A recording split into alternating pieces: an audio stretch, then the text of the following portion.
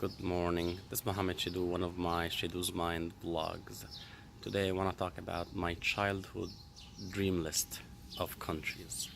That was a list of countries that I wanted to visit, but they were divided into two categories. Countries that I want to visit and stay for at least a year.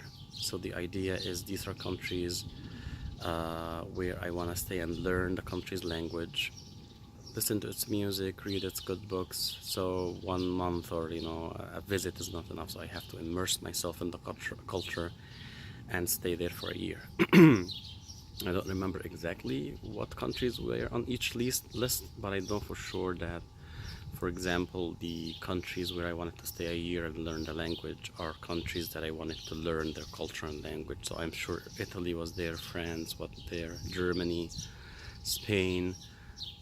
I'm sure maybe the United States was there as well. I'm sure some more countries were there.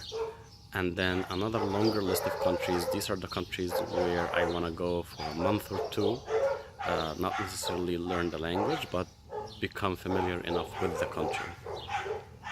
So I actually wrote these lists multiple times as a kid, and I had them somewhere. And looking back at this list, a few thoughts come to mind. The first thing is, indeed, I haven't traveled to all these countries. I haven't even seen all of them. I haven't learned all these languages, but as the saying goes, if you shoot for the stars, you might land on the moon. I think that's what it says. So even though I didn't do that, but I ended up learning two foreign languages, French and English, and living in a foreign country for me, which is the United States, visiting not many countries, but a few more countries. I'm still way far from that childhood dream, but writing the list maybe had contributed to achieving some of it, a small part of it.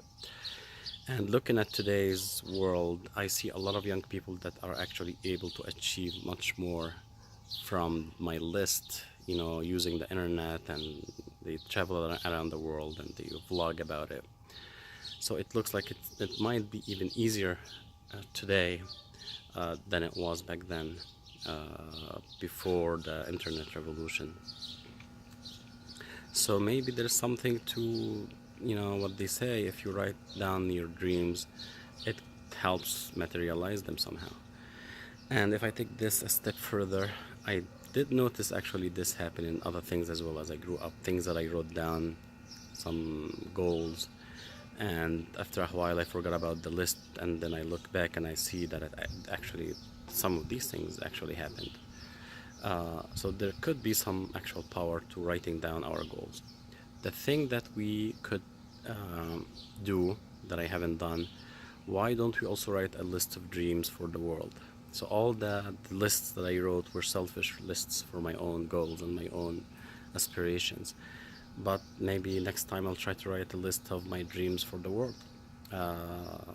Peace in problematic regions of our world, reduction of poverty, more better state for the environment, for the oceans that are filled with plastic and all that. So maybe we should try to write lists of our dreams for the world, and hopefully these are lists that are not subjective, that are objective, that apply to any human. So the list shouldn't be something like I want my country to take over the world, for example, but the list should be something like in my own wishes, something that's really universal, that everyone can agree on. I might actually try to do that and see what happens.